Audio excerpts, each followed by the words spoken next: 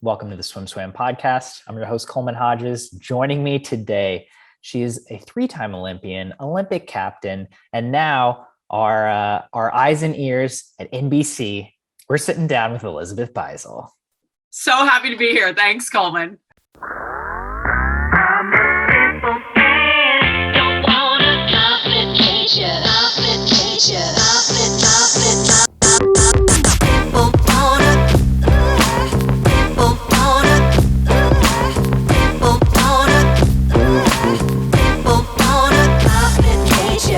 Were you in Tokyo for a total of 17 days? Total of 17 days. And ask me what I saw out of Tokyo for 17 days. Nothing but my hotel room and the pool, which was fine, right? Like, so grateful to be there. Very strict quarantine regulations, which made sense for everybody. But yeah, I was there for a hot minute. So you were I can't imagine. Were you at both trials too, or just wave two? Yes, I was at both trials too. And I didn't go home between the trials. So I had like 3 weeks in Omaha and then a 2 or 3 week break at home. And then another almost 3 weeks in Tokyo. So my summer has been pretty bunched up and I'm home now. I can enjoy summer in Rhode Island, which I'm really excited about. But yeah, like crazy whirlwind summer feels a little bit nostalgic because it feels like it would have felt had I still been swimming, but I'm lucky and I don't have to do all the training to do that. So I'm happy. Yeah, you still get to hit the road, be at the swim meets. Mm-hmm. So let's talk about it. You know, you're behind the microphone now, you're watching.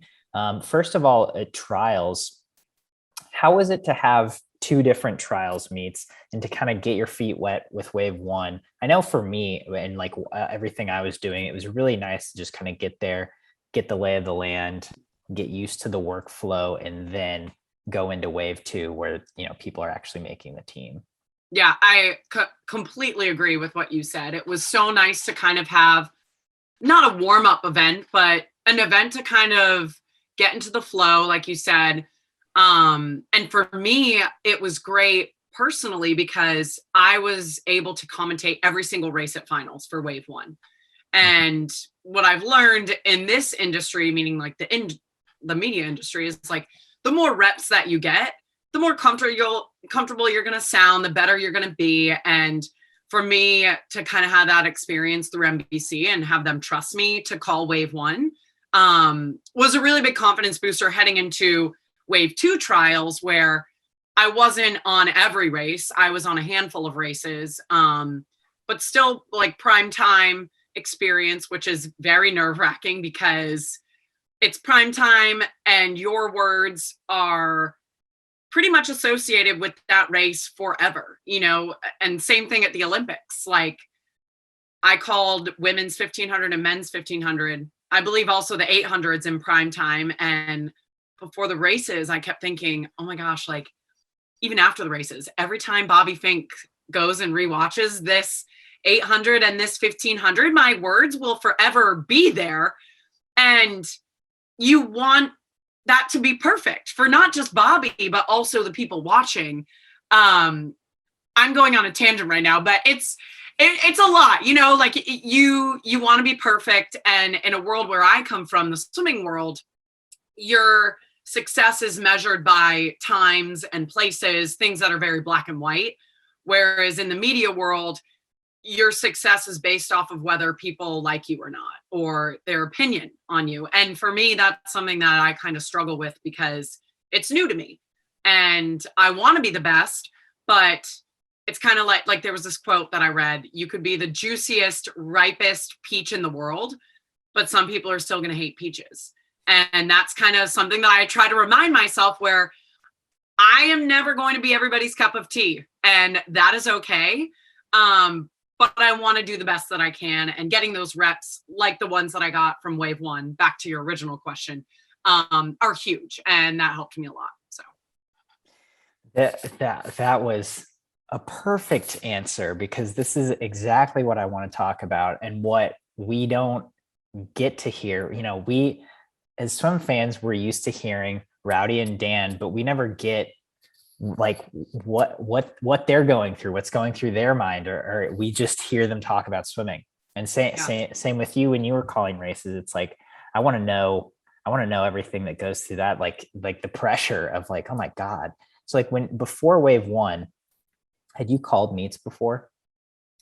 I called a couple ACCs and SECs, but aside, I think my entire repertoire of calling before I got to wave one, I probably did 6 to 8 meets total. So certainly not enough to say that I'm good at it, but yeah, probably 6 to 8 meets. Had you talked to anyone about just like what to expect? Like, what do I do? How do I handle maybe certain situations, or just generally, it's like, there's obviously not a guidebook, right? You don't have coaches telling you, hey, put your elbow up, here's the technique. That's such a good point, Coleman, because that's kind of what I'm used to, right? Like, give me a set, give me the intervals, and I'll do it. And that's how I get better. It's like A plus B equals C. In this world, there's no set, there's no interval. You are kind of just thrown into the fire and expected to perform. And so I was lucky enough at wave one and wave two to have guidance from Rowdy. Mike Tirico sat me down multiple times and gave me unsolicited advice. He was like, Elizabeth, you have potential, you have the personality for this. Like, and they were little pieces of advice down to like the posture that I should be using when I'm calling a race. What should be in front of me? What should I be looking for? Should I be calling it off of the screen in front of us or live in the pool just beyond that screen? There's so many little intricacies that I never knew about until I was in this world. And even me going to journalism school, that was kind of out in the field experience covering politics or car accidents or things like that, not commentating swimming. So between Rowdy and him giving me advice and Mike Tirico and Dan Hicks, all of that helps. But until you experience it for yourself and what truly goes on behind the scenes, there is no guidebook. There's no way for you to expect how it's going to be. And so this experience that I've had this summer has been priceless because I now have that under my belt and can move forward and go to an SECs or an ACCs or whatever I call a lot more confident now. So. Yeah. Okay. I have to, a posture. You're not even on camera most of the time. Yeah. But so this is actually what I did. I was calling a prelim at Olympic trials, wave 2. I think it was the 800 free. And it wasn't a circle seated heat. So it was a very calm heat. And I was kind of slouched in my posture, kind of sitting back. And Mike, after that race, was like, Elizabeth, your energy is always great, but it's greater when you're sitting up straight. And whether you know it or not, somebody at home listening can kind of hear if they know you, whether you're fully dialed in or not. And that was a huge learning experience because prelim, final, circle seated, not circle seated, I need to be bringing the same amount of energy for every single heat. And now I am like straight up, my back is not touching the back of my chair. My feet are planted on the ground. Like I am engaged. I am there 100%. And it's, down to the posture. Like you would never think that was that important, but for somebody like Mike Tirico, who is the best at what he does, it is. And if Mike Tirico tells me to do something, I'm going to do it. So. Yeah. Can't argue with that. Are you looking down at the screen though? Like, isn't that hard to like, I'm trying to, like straight back, but then looking. Is that hard? Yeah, it is honestly, because for the most part, you call what you see based off of the screen because that is what people at home see. So I might actually have a better vantage point of the pool and what's happening there. But everybody at home, no one has that. So you have to call exactly what you see off the screen. So yeah, you are slouching into that screen. You're staring at it the entire time, but also trying to project your voice upwards and forward. So it's an art and it's a performance, and it's a really, really cool thing. And I'm just so excited, Coleman, to share like all the ins and outs of it with you, because I learned a lot, and I think it's interesting for everybody else to kind of hear about it.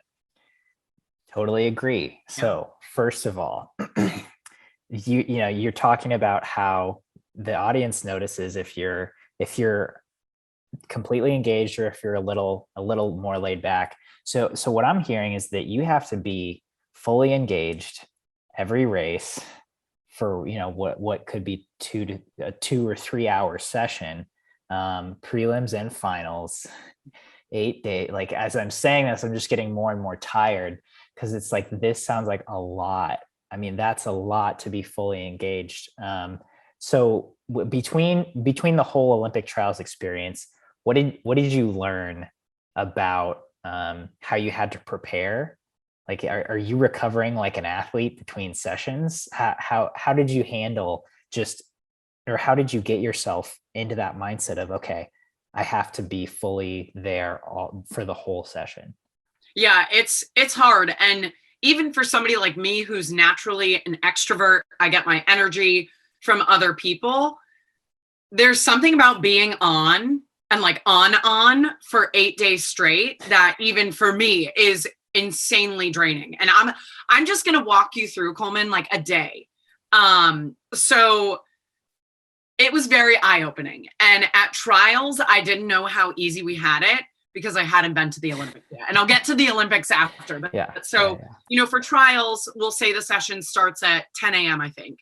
We're at the pool 7 a.m. sharp for a production meeting.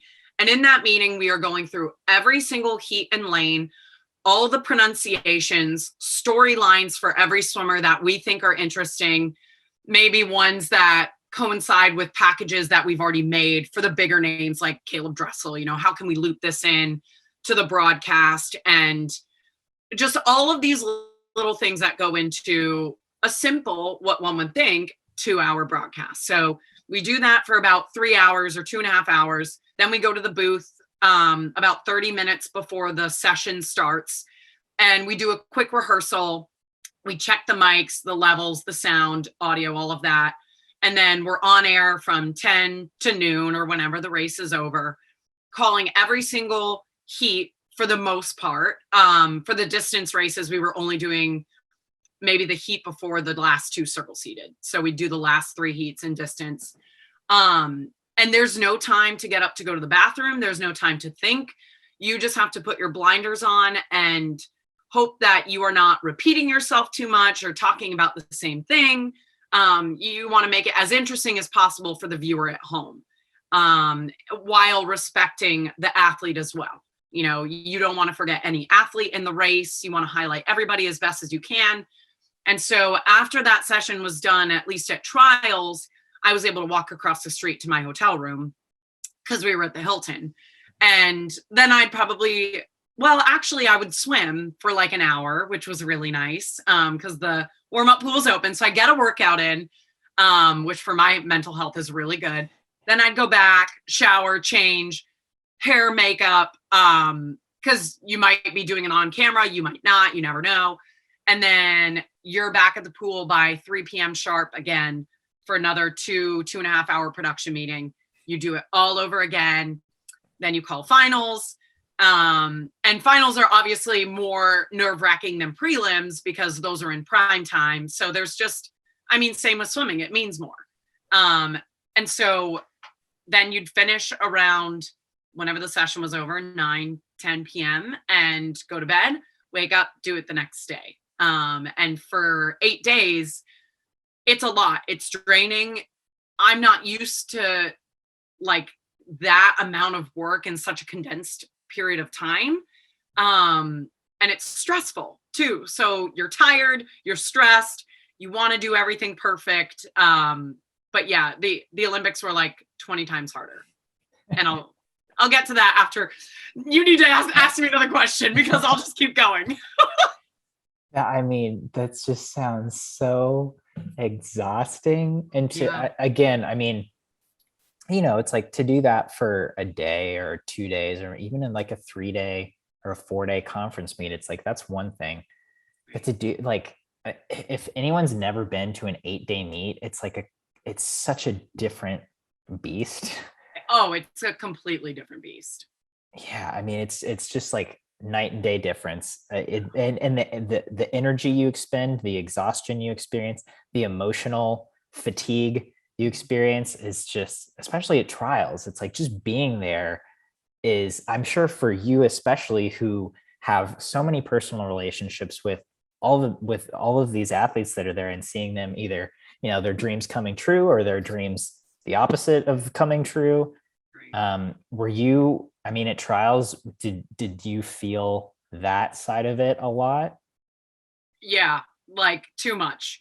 And that for me was probably harder than just the exhaustion of trials, because you're right, like I'm not that far removed from being an athlete. And so this was the first trials that obviously I hadn't swam at, and I still have friends competing. And when you're on air, you cannot show any bias towards anybody. That's extremely unprofessional. And so when I'm calling a race and Madison Cox and Melanie Margalis don't make it, who are two of my closest friends on the national team, like my heart breaks. I'm at a loss for words. But at the same time, we have to celebrate the incredible feat that Alex Walsh and Kate Douglas just did. Like it is so hard to balance those emotions, because there's so many personal relationships in this. And yeah, it was very hard. Trials was very, very hard. And even to the point of me just watching the final races and being like, how did I do this? Like, how does anybody do this successfully? Like having that perspective of stepping back and being like, this is literally the hardest meet ever. Forget the Olympic Games. Like, Olympic trials is the hardest thing that any of us will ever do as athletes. And it's hard because I want to give everybody a hug, but I can't. So yeah, it was an experience for sure. I was grateful to be there, but really exciting yet heart-wrenching at the same time. And I'm sure as I get further removed from being an athlete, it'll get easier maybe, because I won't be as good as friends with everybody anymore. But yeah, it was hard to watch some of my peers not make the team, and kind of not have that life dream come true. So, I mean, you mentioned that you were able to swim, during the day, which helped a lot mentally. I'm wondering if there were any other things that really helped with that, because obviously the physical fatigue, the emotional drainage, were there any other things that really helped you kind of get through those 8 days, or like, okay, I need to make sure I'm doing these things so that I can be sane and still keep performing at a very high level? Yeah, I mean, I think just it was like pacing myself. I couldn't get too excited, and I have tendency to do that because I'm like, day one, oh my gosh, and then by day like 3, I'm totally crashing. So I needed to go into day one, which Rowdy really helped me with. He was like, Elizabeth, like, you were an athlete at Olympic trials. This is an emotionally taxing meet. Do not like show all of your cards on day one. Like, truly pace yourself through everything. Every session is going to be emotional, exciting. And so he really gave me some insight, and that was down to just like maybe me waking up 15 minutes early in the morning and having my morning coffee and like the quiet. There was a Starbucks in the lobby of my hotel. And by the end of my 21-day stay in Omaha, I was friends with everybody that worked there. They knew my order. So like they were part of my sanity, because I was at the door at 6 a.m. when they opened every morning. And that was like part of my morning ritual. I got my venti coffee and I sat in my room for 15 to 30 minutes, kind of went over the events of the day, just in quiet, and then would head over to the pool for 7, where we would start the production meeting. So it's like taking, even if it's just 15 minutes for yourself, I think those moments really kept me sane and able to finish an 8-day meet at the same energy level on day 8 that I had on day 1. And that's for anybody and anything, you know, athlete, commentator like me, you covering it for SwimSwam. I mean, Coleman, it's not easy for you either. Like, you're pumping out articles every 10 minutes on every event. Like it is not easy for anybody. And so it's just like getting the perspective of somebody else's week versus your week. You're kind of like, oh my gosh, like it's crazy for you too, but in such a different way. Like, how cool. So yeah, it's hard for everybody. It is. It's a hard meet. I think I say it on every podcast. People might be sick of hearing me say it at this point, but like, I'm just like, I can't emphasize this enough. This meet is crazy and it's so hard and it's like so long. Like taking 10 minutes in the morning is something that I try to do every day of life. And like having that quiet, I think can be so important. Just waking up, getting your mind in a good place. And at trials specifically, like this trials that just happened, I would notice the mornings I didn't do it, like my mood would foul much earlier in the day. Yeah. 100%. Yeah. So I'm glad you said that, because that can be a really big difference. And not that much time. But so now I'm wondering, coming off of trials, I had to take like a week, and like I was working, but I couldn't do anything else. Like I couldn't work out. I was like, I had to rest. You had a few weeks, you got to go home. Did you just like collapse? Yes, I collapsed, and it was actually a really sad 3 weeks. I don't mean to like make this morbid, but within a week of me getting back from trials, my dad passed. So I didn't really have much time to process trials because I was planning a funeral and a wake, trying to enjoy like the last few days that I had with my dad. And I was really grateful for the timing of it. Obviously, the circumstances aren't great, but the fact that I was able to go to trials, come home, have a week with him before he passed, and then not feel rushed to get the funeral planned or whatever, and still have time to kind of mentally prepare for the Olympics. I feel like now being home from the Olympics, I finally had a chance to just like breathe and process everything, the emotions of the Olympics, my dad, trials. So as much as I kind of wanted to like shut off after trials, I had other things happening, obviously. And it was hard because you're emotionally exhausted from trials, but kind of had other things on my plate. So not to go in a very dark alley there. It was just a hard 3 weeks, you know, after an already hard 3 weeks at trials. So I really had to be careful managing my emotions and where I was putting my energy. And I kind of haven't even really had an opportunity to process trials yet, because it was like, boom, home, dad, then, oh, guess what? You're flying to the Olympics for almost 3 weeks. And that's also a very high pressure cooker that you're going to be in. And so now that I'm home, it's kind of an opportunity for me to, now I have really just not been able to do anything. And I've been able to shut off and kind of like, I go to the beach. That's like my mental health happy place. And like, I have a journal and I'm just kind of writing emotions down, which has really helped with my dad, with the Olympics, with trials. So I think over the next couple weeks, I will have a lot of reflecting to do in terms of what this summer brought me and stuff like that. So. And you're talking to me right now? My God. But here's the thing, like, life goes on. And for me, I am somebody that I deal with grief alone. But like doing stuff like this, like a podcast with you, Coleman, is something that excites me. Like I want to talk the behind the scenes of the Olympics. I want to give people an inside look. And it's it's maybe I'm helping somebody who wants to go into this industry, and I'm able to give back to them by doing this. And that's what my dad would want me to do. And that's kind of been like my new mindset, where if I'm not really feeling up to something, I obviously give myself grace. And if I like really, really don't want to do it, I'll say no.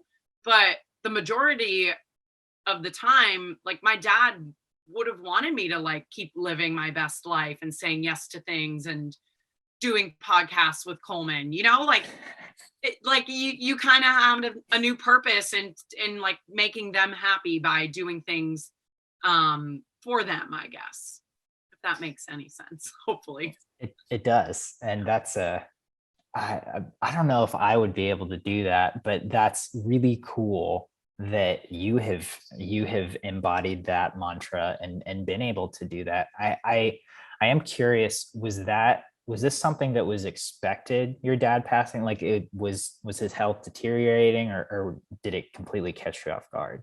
And no, so it was expected, which I don't really know if that's a good or a bad thing. It's kind of like comparing apples to oranges, but he was diagnosed with stage 4 pancreatic cancer in December.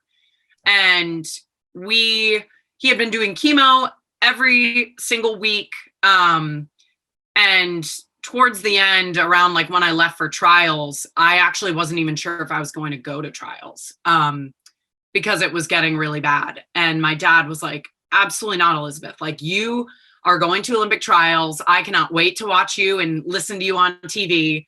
And I was like, if that's what you want, I'm going to go to trials and I'm going to be as happy as I can be while I'm there for you. And then once I got back, that was kind of when things started to go really south. And it's crazy because I almost think my dad was like waiting for me to get back. And like I had a week with him once I got back from trials. And that was such an amazing time because I was able to spend every minute with him. And I mean, he got chemo 3 days before he passed. Like, he was not giving up.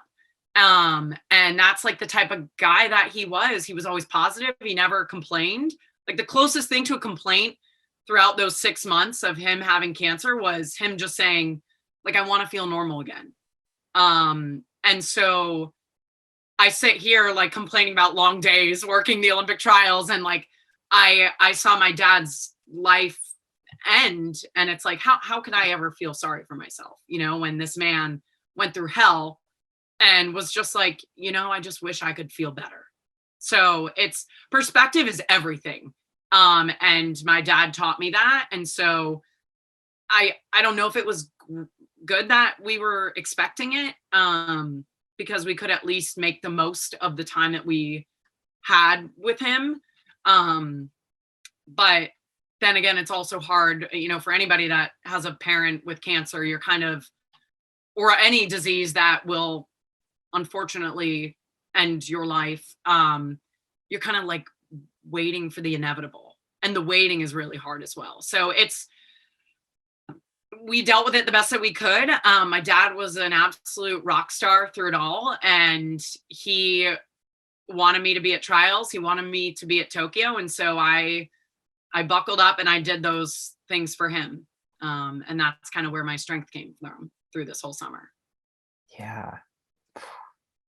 Oh, man. I know. Sorry, that got heavy quick. That's okay. I mean, yeah. It never ceases to just completely blow my mind how you never really know what's going on with a person. And I think athletics is like such a great teacher of that, because you see this person swim a race and you think, and you're like, oh, they're going to do good or they're going to do bad. And maybe they do, or maybe they don't. And then it's like, well, yeah. And then all this judgment comes up of like, oh, well, they should have done this or could have done that. And then it's like, they're a human being. They have like a million things going on with them. And yeah. Like you have like there's so much more than that race that you see. And it's such a good point, because that's like the 2 minutes of exposure that you have to that person. And bringing it back to like the media, that's that's not a lot of time for us to tell a story about all 8 swimmers, you know? So it's just like, it's a really, really hard thing to do. And especially with NBC at the Olympics, like we are not catering to people that watch swimming all the time. Right. We are catering to people that tune in once every 4 years, in this case 5, that are like, I love the Olympics, swimming is on, cool. I don't know what that stroke's called, but I love Caleb Dressel.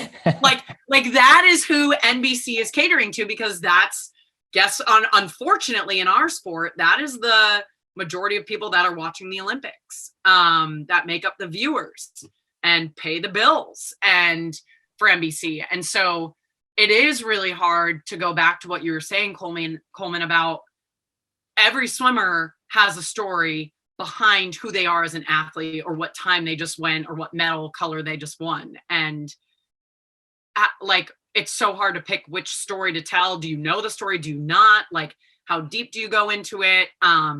So yeah, there's always something going behind the scenes, and it's kind of nice when we're able to tell those stories, to be like, hey, like with Annie Laser, her dad passing, and the story with her and Lily King, like that's, if we didn't tell that, you'd just be like, oh, how cool. Like Annie Laser and Lily King went 2-3 in the Turner breast, you know, like that's all you would know. But to be able to kind of give some context behind how amazing and impactful that swim was, and what that meant for not just Annie, but also Lily, it changes the entire narrative from not just a Turner breaststroke, but this was hell to get here.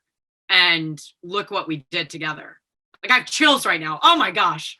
That's what I love about like the storytelling aspect of it. So dude, no kid. I mean, that was like one of, if not the race of trials, that was one of, if not the race at the Olympics. I mean, it's just like, oh yeah, that's and it's because of stuff outside of the pool. Right. And like, I wish the races were longer so we could give people at home more of that. But again, it's so hard because the majority of the races are over in 2 minutes. So. And there's 8 swimmers. And there's 8 swimmers. So when did you find out that you were going to Tokyo? Did you know heading into trials, or did you not know until after that? So I actually auditioned to go to Tokyo at NBC in January of 2020. So back pre-COVID, obviously. And I found out that I was going to be going to Tokyo on like March 12th of 2020. So if people are like, COVID, oh my God, ding dong, the day before it was named a pandemic. So I get the call from NBC and they're like, hey, Elizabeth, you've got the job. You're going to Tokyo. I'm like, dream come true. Like I get to go to the Olympics and work for my dream company and do what I've wanted to do since I was a little kid. And then of course, Olympics postponed. So I had known for over like a year and a half, or like a year and a few months. So Tokyo was always on the docket for me, which was nice because I would practice at home. Like it kind of sounds crazy, but I would just Google random races, like even my own, like Elizabeth Beisel, Turner backstroke, 2008 Olympics, put it on mute and like call the race, you know, because that is literally the only way that you get to practice this job. Because unless you are lucky and you get to call every swim meet that there ever is in the world, which nobody gets to do, you're not getting reps, you're not getting practice. And as much as I could practice in that way at home, nothing can replicate the actual thing and being live with your mic hot, calling a real race. So I wanted to do everything in my power to kind of prepare myself and give myself peace of mind heading into trials in the Olympics. But yeah, I was lucky enough to know that I kind of had my ticket punched well before the games even happened. You had your ticket punched, just like the athletes. I know, right? I sound like such an athlete. So you had your ticket punched. You knew you were going to Tokyo. I mean, take me there. So you got there well before the games started. Yeah. So we had to get to Tokyo about 6 full days before competition started, to quarantine. We had to do 3 COVID tests before we even got onto the plane. So for me, that was Boston to Tokyo to prove you were negative. Then once you get to Tokyo, all of NBC was staying in one hotel, and it was the Hilton. And we had to do a COVID test every single day, PCR, prove that we were negative. And then while we were there, we were only allowed to leave our hotel if we were going to our specified venue. And so for me, that was the pool. So I went into this knowing that I was not going to experience Tokyo, which was okay. Like, I'm going to go to Tokyo again one day in my life and experience Tokyo for it's what it is as a city. This was kind of very similar to just a normal swim meet. Pool, hotel, that's it. So luckily I was used to that. And so, you know, we had a bunch of production meetings leading up to day one of the Olympics, going over the feature stories that we had, storylines that were potentials that we wanted to keep an eye on, meeting the director, the producers, the PA, just getting to know each other. Like, Dan Hicks and I had never worked together. And so getting a rapport amongst who you're sitting next to in the booth is very, very important as well.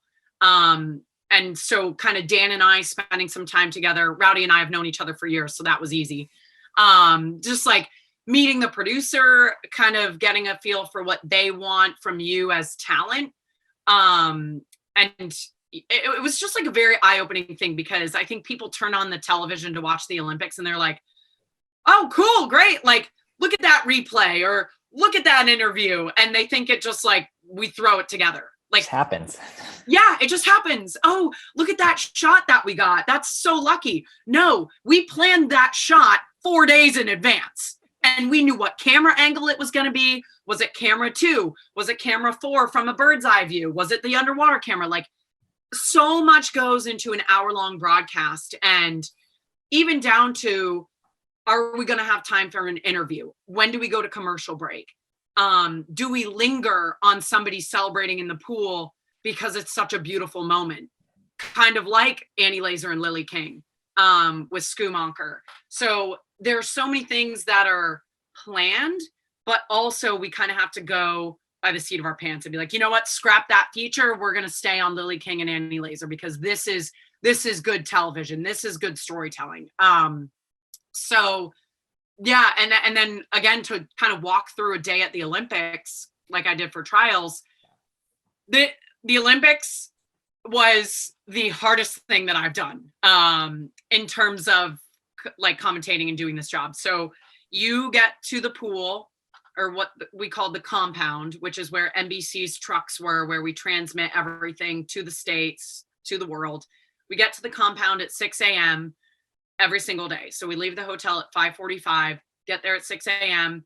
We have our production meeting, which at the Olympics is almost 3 hours, because the first half of the meeting is with the director, with the producers, me, Rowdy, Dan, Michelle Tafoya, talking about what replays do we want to show on Caleb's 50 free? Do we want an underwater angle? Do we want above water angle? How many replays do we want? Should it be a side-by-side with him and Michael Andrew? Or should we ISO Michael Andrew? Like, there are so many little things that go into you watching a 50 freestyle. And like, Rowdy, what's your replay going to be? Do you want to see the entire 50 from underwater to show Caleb's no breath? Or do you want to talk about his start and how great he is off the blocks and how strong he is? So all of these things we decide before they even happen. And of course, we're able to like go with the flow if something crazy happens and Caleb gets DQ'd or something. Like, we have to be able to have those camera angles as well. But we're going through all of the pronunciations, which you think is a lot at trials. Try pronouncing names from around the world of languages and cultures that you are not familiar with. Like, and so we have people like Mike Unger, who works for USA Swimming but helps NBC, walking the deck every single morning, finding, if he can, the athletes, and if not, their coaches, and saying like, Coleman Hodges, how do you pronounce your name? He gets it on a voice memo. He brings it back to the compound. We then pronounce your name for 5 minutes to make sure that we do not get it wrong. And so we do that for every single swimmer in every single heat. You know, we want to make sure that we're getting every storyline, like I said. And so after that 3-hour meeting, then we go to a second meeting, and that's a mini meeting between like me, Rowdy, Dan, and Michelle. And we talk about, all right, Rowdy, what do you want to talk about during this race? Elizabeth, what point do you want to make? Just to make sure the conversation flows and we're not just like talking over each other, because you don't want that at all. That's not enjoyable to listen to. So we're not scripting things word for word, but we want the conversation to flow, and we're doing that beforehand as well. So once we get that, we go to the booth, check the audio, check all of our screens, and we call the prelims, or I guess in Tokyo, if we're going through the morning, finals, we call finals. And then there is not enough time to go home from the compound to the hotel. So most days, Rowdy, like, bless Rowdy, he DM'd on Twitter Airweave, who is an official Olympic mattress sponsor, and Airweave sent me, Rowdy, Dan, and Michelle 4 air mattresses where they were brought to the compound, and we had a trailer, like picture just like a literal trailer, where Rowdy brought in the air mattresses, and he and Dan more often, Michelle and I actually went back to the hotel a couple days, but we would take naps in the trailer for like an hour just to kind of like let our minds rest, and then wake up, 2 p.m. production meeting sharp, start it all over again for prelims that night. And then you do the entire thing over again, and you get home around 11 p.m. every night. And so they're like 18, 19-hour days. And you do that for 8 days straight. And so, and the thing is with being talent, like, and talent meaning you're on air, like people hear your voice. For people that don't know what that means, you need to be sharp. Like, I know that when I get tired, like anybody else, I don't make sense. Like, I might trip over my words. I might use the wrong tense or the wrong word for something that I mean different. Like, you need to be well rested. Your mind needs to be sharp. And after 8 days of that amount of being on and not getting more than 5 hours of sleep a night, like, you truly start to go like lucid. So you have to really have an ability to shut your brain off and shut like your social self off. It's incredible. Like, by the end of the week, Rowdy, Dan, Michelle, and I do not speak. Like we are sitting in silence because we all understand that we are all extremely fatigued, and we need to savor every ounce of energy that we have for broadcast. Otherwise, we're just wasting energy. So again, long tangent, I'm really sorry, but a lot goes behind the scenes, and the truck itself, which is where there's like 83 computer screens. The director is calling which cameraman, what shot to show, producers. It's just organized chaos. A broadcast is, especially when it's live.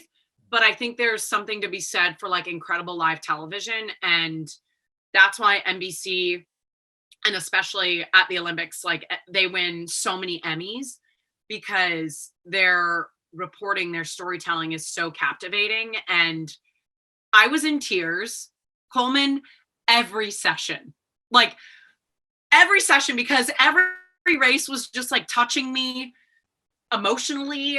I have lived it, so maybe I can relate on a different level, but it's the Olympics are such a beautiful thing. And I was so lucky to be a small part of the storytelling that goes on at the games. So first of all, this makes so much sense to me. I totally get it. but the visual of the four of you just sitting in silence between sessions is hilarious to me. I know, because like we're all like very extroverted people, but it got to the point where I was like, I can't even say hello to you. Just and we were all on the same page. So it was nice. That's great. Second of all, what you mentioned, you were a small part of it. Swimming fans, we took notice of that and we had a problem with it. We wanted more Elizabeth Beisel. What's the deal? Are you gonna like you mentioned you called a few races. That was super fun, but like we want more. I totally get it. But I again, like back to what I was saying earlier about the monumental just like aura that an Olympic Games holds and a final holds. I am personally not ready for that responsibility, right? Like I can lean on Rowdy and Dan in a 1500 freestyle, and I can make some really good points that hopefully get across to swim fans and non-swim fans. But I think for me, I was just grateful to be there and kind of learn from Rowdy and Dan and see what it truly takes to be in the booth at an Olympic Games and the amount of pressure and nerves that comes with that. Because again, like you are calling life-changing races. And I don't think I am personally ready for that. And that's okay. And NBC knows that. Like they know that. And I think that's part of the reason why I was used on just a handful of races. It was to kind of get my feet wet, get me some real experience, prime time at the Olympics, to prepare me for what might be a future in this, which I would love. Like that would be a literal dream come true. So I think like if I keep working hard at this and I keep saying yes to opportunities to call races like SECs, ACCs, conference meets, maybe NCAAs with Rowdy, the better I'll be come when it could be time for me to call the Olympic Games. And I'm okay with that. Like, because I want whoever it is as an athlete and whoever it is at home watching the Olympic Games to rewatch that race. And if it's my voice, I want them to be like, that was perfectly called. Like that gave me chills, that made me feel some type of way. And so I want to get there eventually. And I'm not there yet. I'm self-aware. I know this. So hopefully with time and with more experience, I'll be able to have more of a presence on air. But for right now, I'm kind of just like really okay with getting that experience and seeing it from behind the scenes, because that's what's going to teach me. And that's what's going to help me learn to become the best delivery possible for everybody at home. Putting myself in your shoes, I totally get it. Yeah. And I think that's a great perspective to have. But like coming from the outside, we're the whole games, we're just like, why isn't Beisel talking more? We want to hear Beisel. I mean, that was our discussion at SwimSwam HQ, yeah. and I think a lot of the fans thought that, but we're excited that you're here, and hopefully continuing to be in the broadcast chair. I am wondering, obviously before this you were a 3-time Olympian. I think this makes you a 4-time Olympian. Just 3 times in the pool and then 1 time as a commentator. I think that counts. What was that experience like? I mean, you alluded to it. Every race was so emotional, and you kind of connected with the emotion of the Olympics. But what was it like, not swimming, but still getting to see the swims? I would be lying if I said it was easy. Especially that first session, the first 2 sessions, because that's 400 IM. Yeah. I have never not been to Olympics and not swim the 400 IM on day 1. And I think watching that, I was crying, both times. Crying because it was kind of like, all right, Elizabeth, like you don't do this anymore.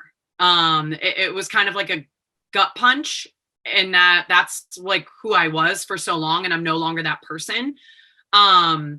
crying probably tears of joy because I didn't have to do it because of the nerves that go into swimming any race, but I think especially a 400 IM, seeing Emma Wyant like win a silver medal. Like I won silver in 12, Maya won silver in 16, Emma Wyant wins silver in 20 or 21, I mean, and then Flick on the podium, like she just started swimming this event. Like I was emotional because I was so proud of them.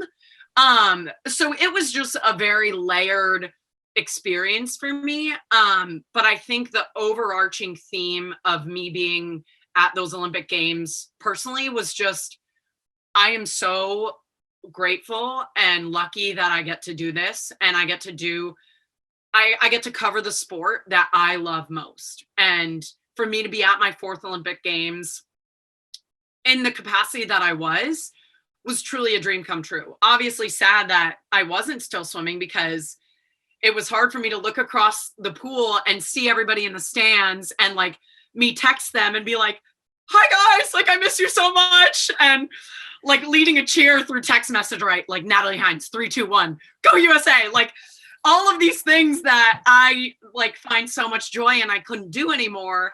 But it was just like so cool to still be able to be there and experience it from a different lens, which gave me also a lot of appreciation for what I used to do as an athlete. And I hope that every athlete one day gets that perspective, because I never really appreciated what I was doing. I never really knew the severity of winning an Olympic medal.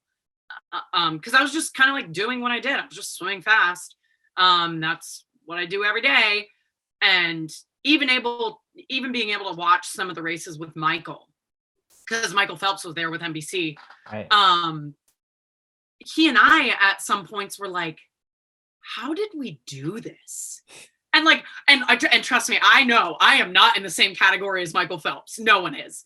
And even he was like, dude, Beisel, how did I swim 2 Olympic finals in one night? Like how?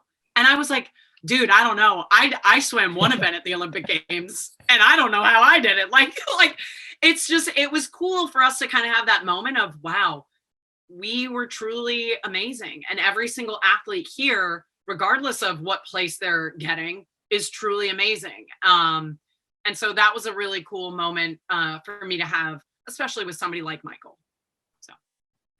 So you've explained it, so now I kind of have an idea, but I have to ask a quick question about Michael being there, because it was the same kind of thing where we were like, oh, Michael's calling races, this is awesome. And then we we're like, wait, he called like 2 races. Like we want to hear more Michael, because we just want to hear Michael Phelps talk. But he was kind of all over the place. He was doing different things. Every time he talked, it was great. But yeah, like can you just explain what he was doing, what his role was, or how you interacted with him there? Yeah.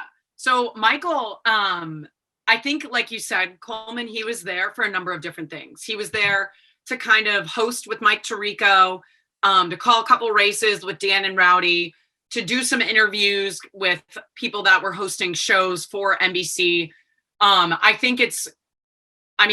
When Michael Phelps is on camera or on the mic, people will listen. And I told him that. I was like, Michael, you could really do this if you wanted to. Like if this is your new trajectory of staying within swimming and the Olympics, this is a great option because you're very easy to listen to. You're very knowledgeable. Your resume speaks for itself. Like no one's going to be more qualified to talk about the Olympics than like Michael Phelps. So I think, and it was great for Michael and I, because I think he and I became a lot closer, because we were kind of going through the commentating thing together, and how hard it is to have 4 people in your ear while having a conversation with Rowdy and Dan, while watching what's happening on the screen, keeping track of splits, storylines. Like I remember after his first race call, I think it was one of the 400 IMs, it may have been Chase's, and he walked down to the booth and he was like, Beisel, I don't know what just happened. Like I like blacked out. Like that was so much. And I was like, I know, right? Like it's so nice to be able to relate to somebody and like be like, what is happening? This is so much. And I really do think Michael enjoyed it. And I mean, for me, selfishly, it was amazing having him there because he's a friend of mine. He's somebody that I'm comfortable around. But yeah, I think he was there with NBC to kind of just like be a face of the Olympics, to talk about what it's like to be an Olympian, the pressures, and not just through swimming, but through hosting with Mike Tirico or going on other shows. So he was a very versatile asset for them to have there. And I, like I said, I really do think he enjoyed it. So I hope he keeps saying yes to those types of things, because I think it's a really great opportunity for him. And I think he's talented in anything that he does. And that's why Michael Phelps is Michael Phelps, and he's going to be the best at whatever it is that he does. So we've talked internally, and all I'm going to say is we want Phelps and Beisel in the booth. Oh my God, that would be so fun. But then I'm like, would we even call the races? Like we would just be like talking to each other, like having a conversation. I don't know. Maybe that's what people want. Just be talking about Chase Kalish's French bulldog the whole time. I know. Oh, Floyd. I love Floyd. So great. So you mentioned it, but I think a great way to close this out is that, you know, you mentioned keep saying yes to these opportunities. What does a career in this field look like, just in terms of, is it purely a case-by-case thing where it's like every different swim meet, it's like, well, they might ask me to, they might not. And how do you move through that how do you move through that, especially now that your swimming career is over and your professional career is just starting? Yeah, no, it's a great question. I think it is kind of like that, where I'm certainly not on a salary basis with NBC whatsoever. I sign a case-by-case contract with them. So I think if they come back and they ask me to do a certain meet, I'm of course going to emphatically say yes. But that being said, swimming is a very niche market, and I'm very aware of that. And so what I would love to do is become more versatile and dive into different sports. Maybe do like some lower level sideline football reporting, or I don't know, anything really, like, because aside from like the big Olympic games once every 4 years, that's kind of like all there really is in the eyes of like big, like heavy hitting media for swimming. So there is one thing that I would love to do, is kind of do a 30 for 30 type thing with swimmers and talk about mental health, or like those storylines behind the scenes that you don't see in a 2-minute race because we can't possibly get to it. Maybe I do that through NBC. Maybe I do it on my own. I think these swimmers especially deserve a lot more credit than they get. And that's the nature of our sport, unfortunately. But if I can have a hand in changing that and giving some athletes a platform to do that, like you guys do, like SwimSwam does, like, I mean, me doing this podcast is, you're doing this for me. So I think it would just be so cool to kind of have a series where I get to sit down with an Annie Laser and get real about what it was like and how hard that truly was, or sit down with Madison Cox, who deferred law school for a year to make the Olympic team and misses it by 0.02 or 3. And how she's doing now and how she's handled that.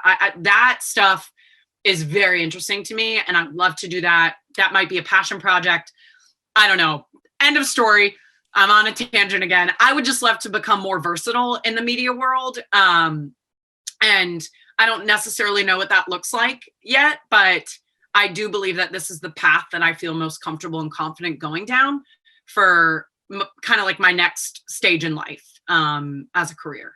So that's exciting for me because I feel like I'm on the right path. Like anything, it's slow and steady. You kind of have to trust the process. So that's kind of what I'm doing right now. That's just great. That is just great. I'm just trying to be more like you, Coleman, honestly. Okay, that's where we need to end because you're just sucking up to me now. Beisel, No. it's always great talking to you. Thank you so much for giving us truly the inside scoop of behind the scenes in NBC with trials in the Olympics.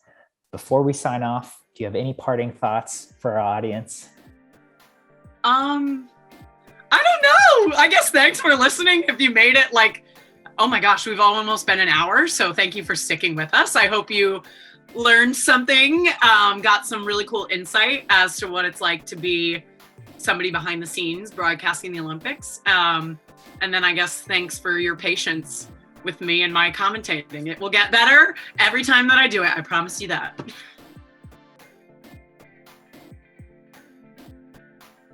You've been listening to the SwimSwam podcast. Stay tuned for new episodes every week. You can take SwimSwam podcast on the go by subscribing on your favorite podcast platform.